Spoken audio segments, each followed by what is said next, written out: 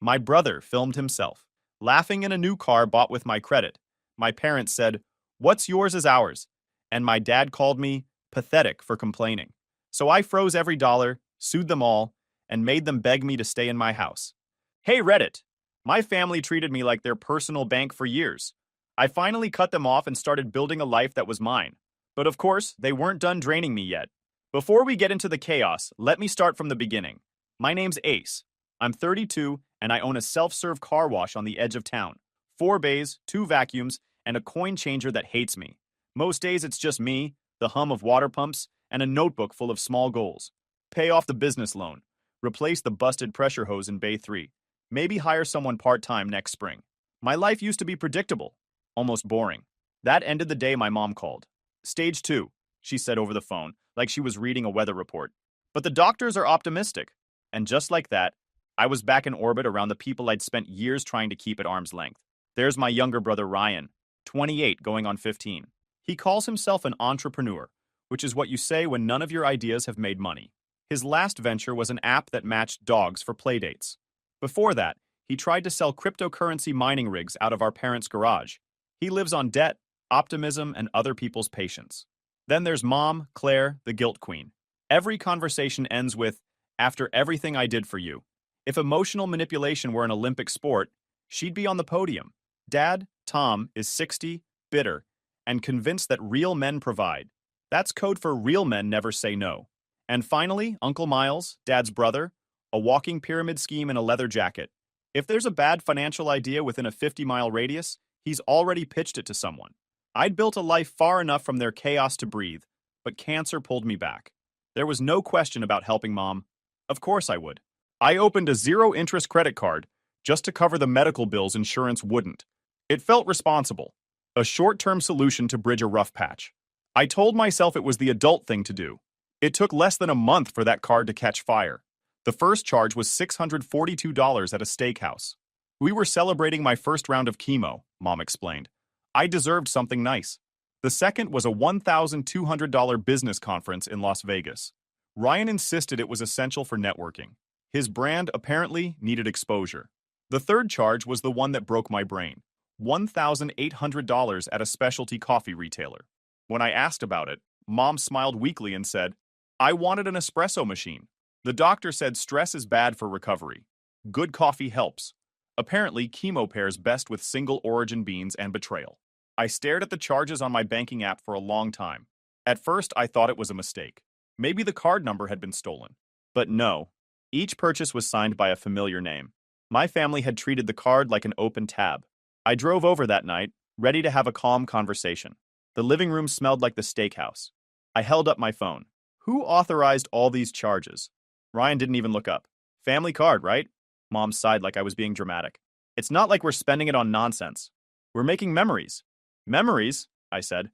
You spent nearly $2,000 on coffee. Well, she said, as if explaining to a slow child, good coffee is an investment. Dad chimed in without taking his eyes off the TV. A real man doesn't keep score. There it was, the classic philosophy. Translation, shut up and pay for it. I tried again. That card is for your medical bills. That's what I opened it for. Ryan shrugged. Medical bills, mental health, same difference. Uncle Miles grinned. Look at it this way, kid. You're investing in the family. ROI is going to be huge. I wanted to yell. I wanted to tell them they were selfish parasites bleeding me dry. Instead, I did what I've always done. I kept my voice calm. This stops now, I said. Mom gave me that look, the one that said I was being ungrateful. After everything I've done for you, Ace. And there it was. The phrase she always reached for when the guilt knife needed sharpening. I took a breath and pocketed my phone. We'll talk about it later. They nodded, the way people nod when they have no intention of changing anything. I left the house with my jaw clenched and my stomach churning. I told myself I'd deal with it tomorrow. I told myself they'd see reason if I explained again. I told myself they were just stressed. But deep down, I already knew the truth. I wasn't their son. I was their safety net, their bailout plan, their ATM with a pulse, and they had no intention of stopping. I drove back to the car wash that night, stood in Bay 2, and watched the water spray against the concrete. I used to love the sound. Rhythmic, steady, dependable. But all I could hear now was the sound of money draining, of boundaries dissolving. 3 weeks after the first round of unauthorized charges, I got a notification from my credit card app. $9,038.21. The merchant, a luxury travel agency in Florence. I called Ryan immediately. He answered on the second ring, sounding like he was in the middle of a party. "Hey, big bro," he said cheerfully. "Guess what? We're going to Italy." "We?" I asked, already knowing the answer. "Yeah, Mom, Dad, me, and Uncle Miles. Family healing trip. Doctors said rest would be good for Mom.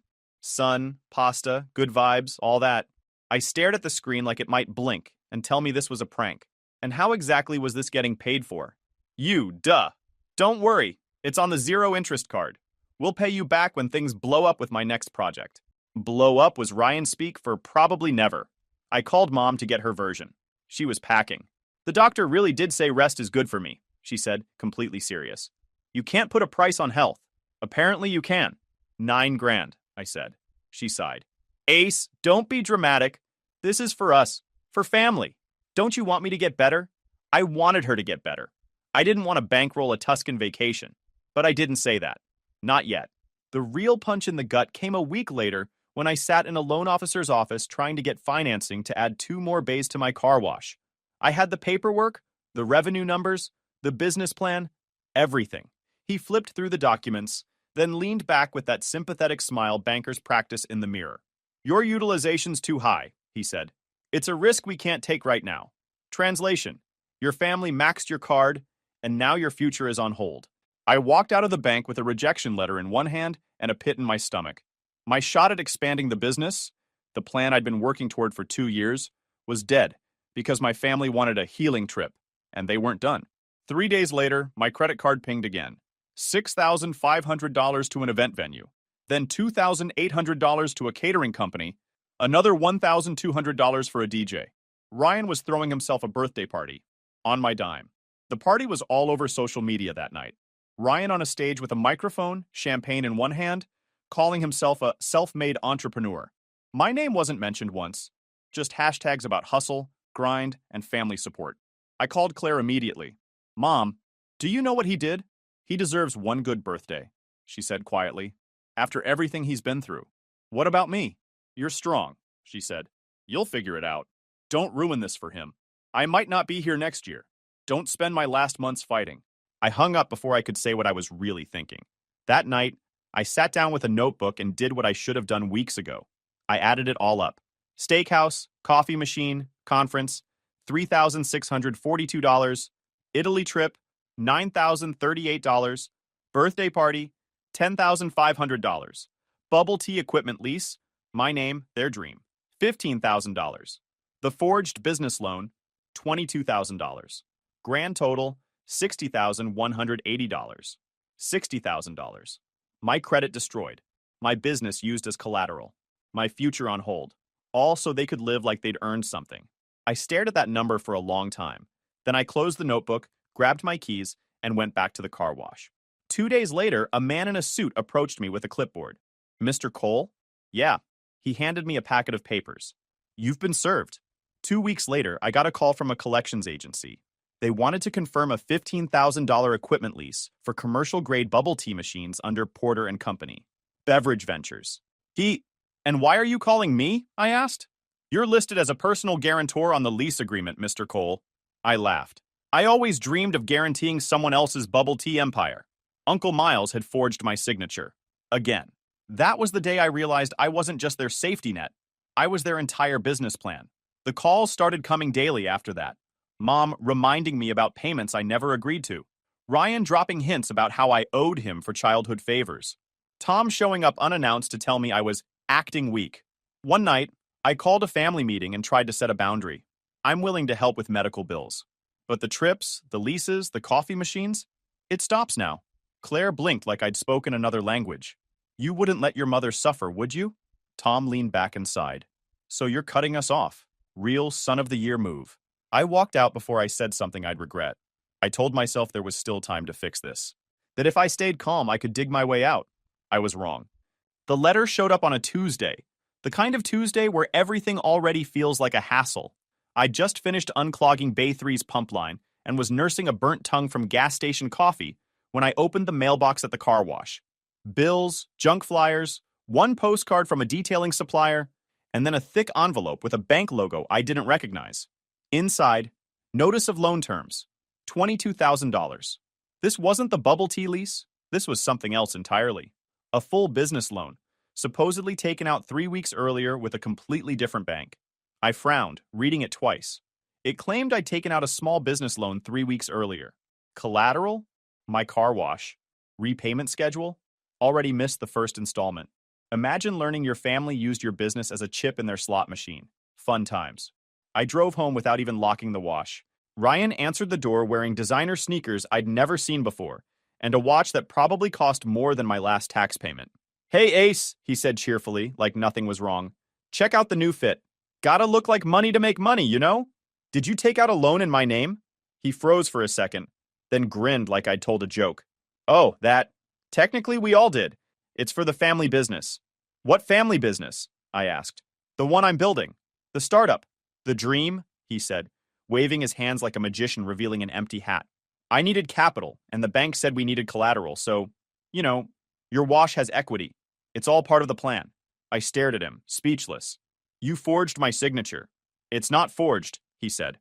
"Mom said you'd help." Dad agreed. I just moved things along. I walked past him before I did something regrettable. Claire was in the kitchen, stirring soup like it was any other day. "Did you know about the loan?" She didn't look up. "Ryan told us. We assumed you'd be on board. It's for the family." "Mom, my business is collateral. Don't be selfish," she said softly. "We're doing this together." Tom was in his recliner, beer in hand, watching a baseball game. "A real man doesn't cry about risk," he muttered without taking his eyes off the screen. "He steps up for his blood." That night, I drove back to the wash and sat in my truck until the sun went down. The anger wasn't loud.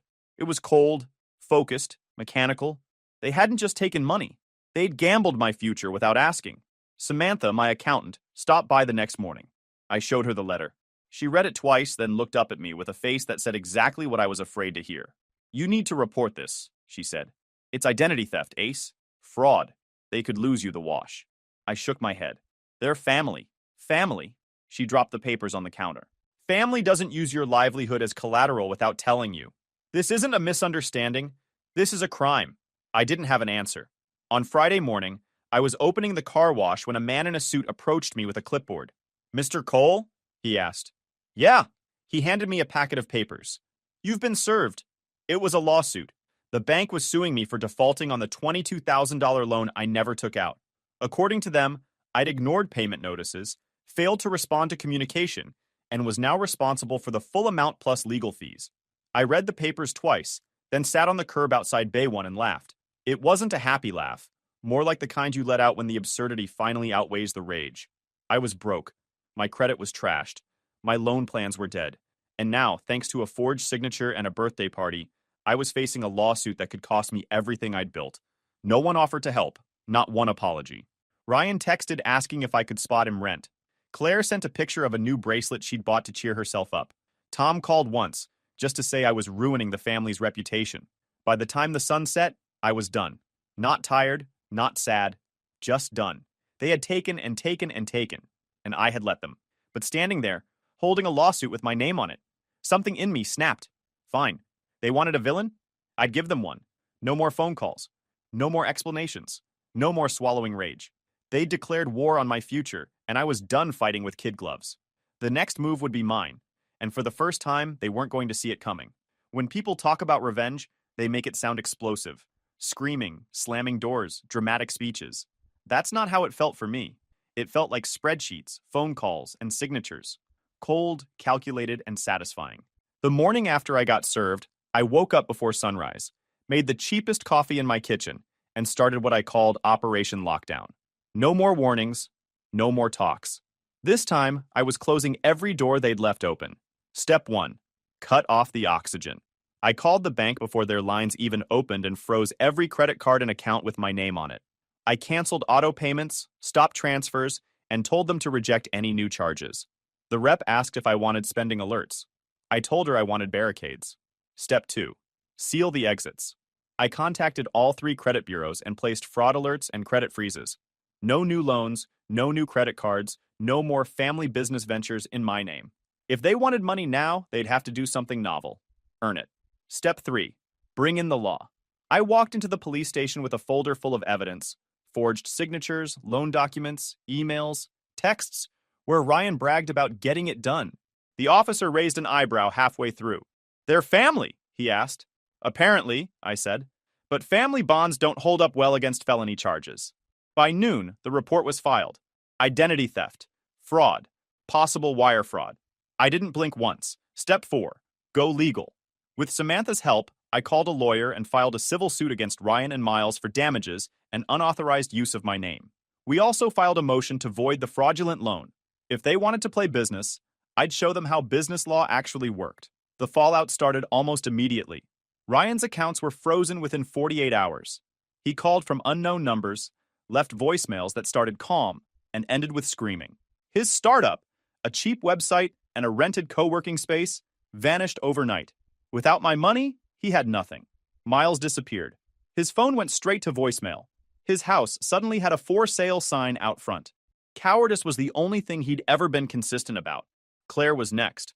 The spa she'd been charging to my card called her delinquent and canceled her membership. She called me crying. "They embarrassed me, Ace," she sobbed. "I needed that for my recovery." "Welcome to adulthood," I said. "Bills are embarrassing, too." Tom showed up in person, storming into Bay 2 while I was rinsing down a van. "You've ruined the family name," he shouted. "No," I said calmly. "You did that when you taught them stealing was love." "Blood is thicker than water," he snapped. "Good," I said. "Drink it. My money's off the menu." After that, I cut contact entirely. New phone number, new email, every call blocked. For the first time in years, my phone stayed silent. The quiet felt better than I expected. With the noise gone, I focused on rebuilding. Samantha helped me create a new LLC, completely separate from anything tied to my family.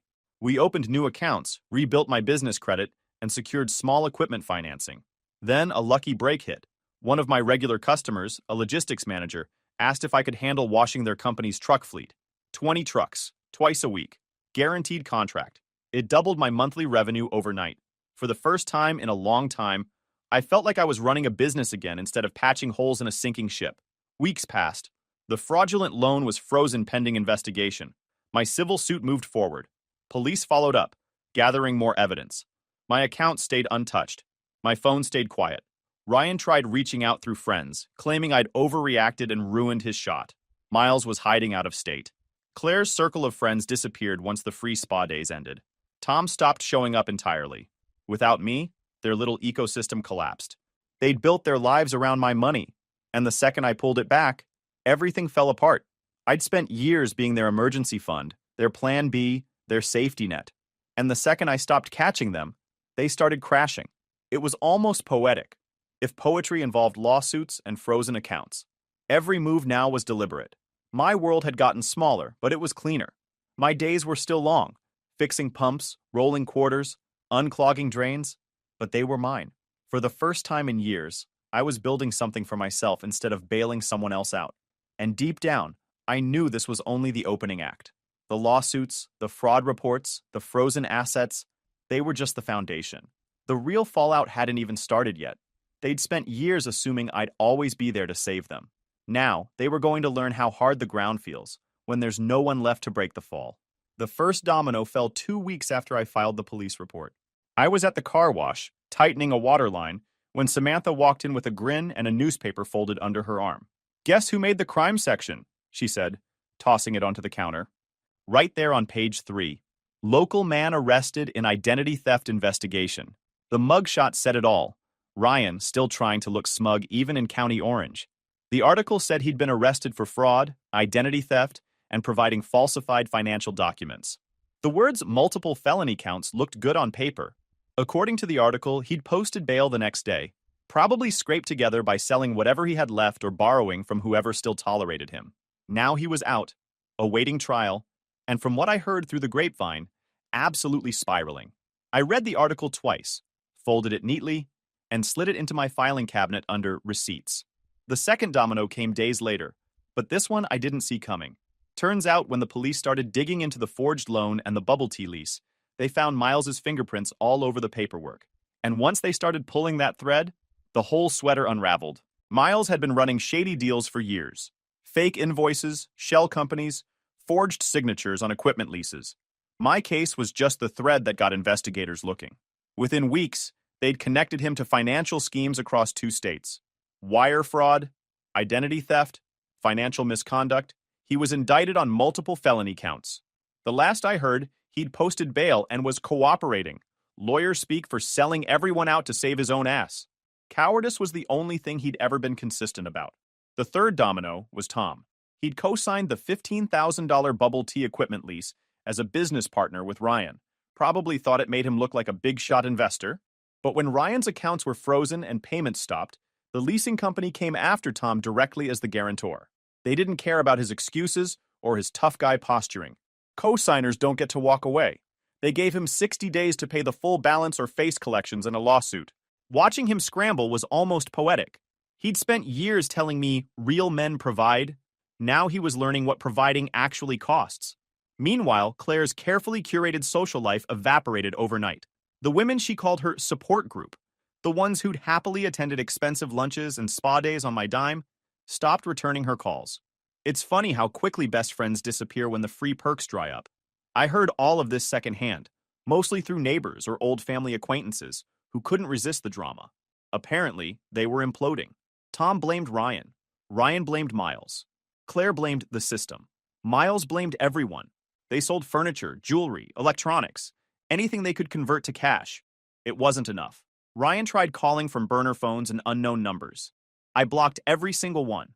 Claire left voicemails every day, swinging between rage and guilt. You're heartless. Your mother is sick and you're ignoring her. And you're going to regret this when I'm gone. I stopped listening after the third one. My phone storage filled up with missed calls and unread messages. Dry humor became my coping mechanism. Apparently, regret now costs $3.99 a minute if you leave it as a voicemail, I joked to Samantha. While they spiraled, I started living. The fleet contract transformed my business. Within 3 months, I'd hired 2 part-time employees and extended operating hours to 7 days a week. 6 months in, I landed a second fleet contract, this time with a regional delivery company. Between the 2 contracts, my monthly revenue had tripled. My books balanced for the first time in years. I reinvested every dollar I could back into the business. New pressure washers, upgraded vacuum systems, better signage. With clean financials and a solid year of profit under my belt, I approached a different bank, one that hadn't seen my family's mess. They approved financing for the expansion I'd been planning. 2 new bays, better equipment, faster turnover. The lawsuit against Ryan and Miles dragged on. Depositions, motions, endless paperwork. 8 months in, we finally had a court date. The fraudulent loan took even longer. My lawyer warned me it could take a year, maybe more, before it was officially voided, but at least the collections calls had stopped, and my credit score was slowly climbing out of the gutter. Police followed up methodically over the next year, gathering evidence. Fraud cases don't move fast. They move like molasses. But I showed up to every meeting, handed over every piece of proof, and watched the case slowly build. By the end of that first year, the car wash was pulling in more than I'd ever thought possible. I wasn't rich, but I was stable. More than stable, I was profitable. And when the foreclosure notice on my parents' house hit the market 14 months after I'd cut contact, I'd been quietly setting money aside for months. I started going to therapy, something I'd avoided for years because real men handle their problems. Turns out, real men also benefit from professional help. I learned how much resentment I'd been carrying, how much I'd let guilt dictate my choices. It wasn't pleasant, but it was necessary. Samantha became more than my accountant during those months. We started grabbing coffee after work, then dinner. She liked to tease me about my villain origin story, and I liked how she never treated me like a victim. You didn't destroy them, she said once, swirling her drink. You just stopped saving them. They're destroying themselves. She was right. Tom's house was listed for sale a month later. Foreclosure proceedings had begun. Claire's health insurance lapsed because she hadn't budgeted for premiums. Ryan's brand vanished from social media. Even his followers turned on him once the mugshot hit the internet. Miles tried to plead down his charges, but cooperation could only get him so far. I didn't gloat, not outwardly, but I'd be lying if I said it didn't feel good watching the empire of entitlement burn to the ground. One afternoon, as I was locking up, an old neighbor stopped by. Your folks are really going through it, he said. I heard, I replied, washing grease off my hands. Doesn't bother you? I thought about it. It used to. Now it's just consequences catching up. The calls slowed. The texts stopped. It was almost as if they'd finally realized I wasn't coming back, that the ATM they'd depended on for years was permanently out of service. I had new routines now. Mornings at the gym, afternoons at the wash, evenings with Samantha. Life was smaller but sharper, like I'd sanded down the chaos to something manageable. I heard through a neighbor a few months later that Claire had finished her chemo treatments. The prognosis was good. Remission, most likely. She'd survived. And somehow that made the whole thing worse. Because she'd weaponized her illness to justify the theft, and now that she was healthy, there was no excuse left. Just consequences. Sometimes, in quieter moments, I still thought about them. Wondered if Tom had found another place to live, if Ryan was still pretending to be the victim. But those thoughts passed quickly. They weren't my responsibility anymore. I wasn't their backup plan, their bailout, their lifeline. I was just a guy who washed cars, built a business, and finally stopped apologizing for having boundaries. The satisfaction wasn't in their suffering. It was in knowing that every bad thing that happened to them was the direct result of their own decisions. They'd built their lives on the assumption that I'd always show up. And when I didn't, everything they'd constructed fell apart. I went home that night and sat on the couch, phone silent, calendar empty. The quiet was heavy, but peaceful. For the first time in years, I felt like I was living my life, not managing someone else's chaos. Claire called one last time, months after the dust had settled. Her voice was different, tired, but not manipulative. The doctors say I'm in full remission, she said quietly. I thought you'd want to know. I'm glad you're okay, I said. And I meant it. I didn't hate her. I just didn't trust her anymore. I really am sorry, she whispered. I know, I said. But sorry doesn't undo $60,000 and a forged loan. She hung up without another word. And though I knew the story wasn't over, not yet, I allowed myself a small, private smile. Because for once I wasn't waiting for the next disaster. I was watching it happen, from a safe, comfortable distance. 4 months passed before I heard a word from any of them. Ryan had been out on bail the whole time, laying low, probably hoping the charges would disappear, or that I'd forget. But I knew it wouldn't last. People like my family don't disappear quietly. They wait until they need something. And when they do, they come crawling. The visits came in one brutal week, like they'd coordinated their desperation. Ryan showed up first on a gray Tuesday morning. I was replacing a coin hopper when a black sedan pulled into the lot. Out stepped Ryan, thinner, pale, the swagger knocked right out of him. I need help, he said, hands shoved deep in his pockets. The lawyer fees are killing me. I'm going to lose my apartment. Sounds like a you problem, I said, without looking up. I'm still your brother. I stood and wiped my hands on a rag. Try the bank of consequences. He muttered something under his breath and left. 2 days later, Claire called from a number I didn't recognize. The bank's taking the house, she sobbed. You wouldn't let us become homeless. I'm not letting you, I said. You did that yourselves. You're cruel. I raised you better. I ended the call. Tom didn't call. He sent a handwritten letter. You're a disgrace, a traitor. If your mother ends up on the street, that's on you. I read it once, then pinned it to the bulletin board in my office. Motivation in ink and anger. That was the last time any of them tried. The calls stopped. The visits ended. They finally realized I wasn't going to cave, that the person they'd taken for granted was gone for good. Meanwhile, Miles had vanished entirely. Rumors said Belize. Others claimed Nevada under a fake name. Either way, he was gone, like a cockroach when the lights come on. It was strange watching them unravel from a distance. Ryan's arrest had made the local papers again, this time tied to Miles's scams. Tom's house was officially on the market. Claire was living with a cousin 2 towns over. And me? I was busy signing a new fleet contract with another logistics company. I didn't feel guilty. I didn't feel vindicated. I just felt free. For years, they'd treated me like a bottomless resource. Someone to lean on, to drain, to blame. Now they were learning a lesson I'd spent 3 decades ignoring. The people who always catch you eventually stop showing up. And when they do, you either learn how to stand, or you fall. They were falling. Hard. And I had no intention of breaking that fall ever again. The foreclosure day was a cloudy Thursday in late autumn. The kind of day that felt made for poetic justice. The house I grew up in was on the auction block, and this time, I wasn't there as a son. I was there as a buyer. Thanks to months of unpaid mortgage payments and a mountain of legal trouble, Tom and Claire had officially lost the house. The bank was ready to cut its losses. and I had quietly prepared for this moment, setting up an LLC with Samantha's help and securing a business loan backed by my thriving car wash. When the auctioneer called for bids, I raised my number like I was ordering lunch. The starting bid was $140,000, half the house's pre-crash market value. No one else raised a paddle. A few signatures later, the deed was mine. The first thing I did wasn't pack a moving truck. I didn't even visit the property. Instead, I waited. Because in this state, there's a 6-month redemption period after a foreclosure auction. Time for the previous owners to somehow scrape together the money and buy it back. I knew they wouldn't. They couldn't. But I let the clock run anyway. 6 months and 3 days later, the redemption period officially expired. The deed was irrevocably, legally mine. That's when I sent the letter through my lawyer, addressed to current occupants. It welcomed them as tenants and included a formal lease agreement, $1,200 monthly rent, due on the 1st, no exceptions. Market rate for a house that size, fair, legal, cold. They had 30 days to either sign the lease and pay or vacate the property. 2 weeks passed.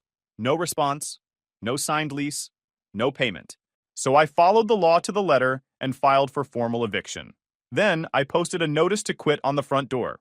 Legal language for your time's up. Nothing says I love you like a court-mandated eviction notice, I muttered as I taped it up. The disbelief hit within days. Ryan was the first to call. You bought the house? Our house? Correction, I said. My house. Your landlord's on the line. How can I help? This is insane, he hissed. You're evicting us from our own home? I didn't evict anyone, I said. I gave you a chance to stay. All you have to do is pay rent. Claire's call came next, her voice shaking. I don't understand, Ace. How could you do this to us? I didn't do anything, I said. The bank did. I just happened to be standing there with a checkbook. Tom didn't call. He sent a text instead. You're a disgrace. I pinned that one next to his letter from months earlier. My motivation wall was looking impressive. The first rent payment date came and went. Nothing. No check. No communication. Just silence. That night, Ryan showed up at the car wash after closing, his face pale and eyes wide. Please, man. Don't do this. We'll get the money together. We just need time. You had time, I said. Months of it. We're family, he pleaded. You're right, I said.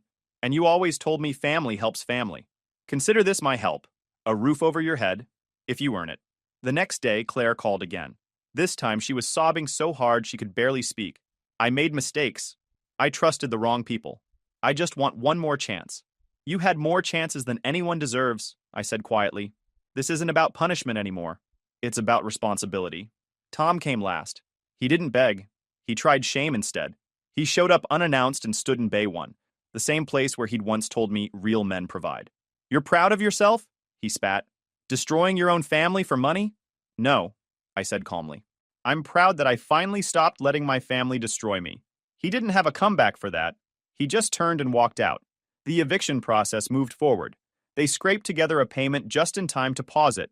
1 month's rent, nothing more. It was late, incomplete, and full of resentment. But it was payment. And that meant the terms were mine now, not theirs. In the weeks that followed, the power dynamic shifted completely. Ryan stopped acting like the world owed him something. Claire called once, not to guilt me, but to ask if she could make rent payments directly online. Even Tom went quiet. I wasn't cruel. I didn't raise the rent. I didn't make demands. I simply treated them like any other tenant. Businesslike, detached, polite. And that was worse for them than any revenge I could have planned. The truth was, I didn't hate them. I didn't even want them gone. What I wanted, what I'd always wanted, was for them to finally see the value of what they'd taken for granted. And now they did, every single month when the first rolled around. Samantha and I drove past the house one night after dinner. The lights were on. The yard was still unkempt. The place looked the same, but everything about it was different. Does it feel weird? She asked. Not weird, I said. Just balanced. Later that night, I locked up the car wash as the sun dipped below the horizon. My phone buzzed with missed calls. 3 from Ryan, 1 from Claire, a text from Tom that said, "We need to talk." I silenced them all. Then I slid the phone into my pocket, got into my truck, and drove off to meet Samantha for dinner. They used to say blood was thicker than water, a phrase that had kept me chained to their chaos for too long. But as I pulled onto the main road, I realized the truth. Contracts are thicker than guilt, and this time I was the one holding the pen. The story didn't end with forgiveness or apologies. It ended with boundaries that couldn't be manipulated, consequences that couldn't be avoided, and a future that was mine alone. They had taught me to believe that love meant sacrifice, that family meant surrender. But standing there, free from their grasp, I finally understood what love really was, protecting the life I'd built from people who thought they had the right to spend it. And I wasn't giving them a cent more. YouTube just dropped this new hype feature. If you're hooked on this story, smash that hype button. It tells YouTube this video deserves to blow up, and it keeps even crazier stories coming your way.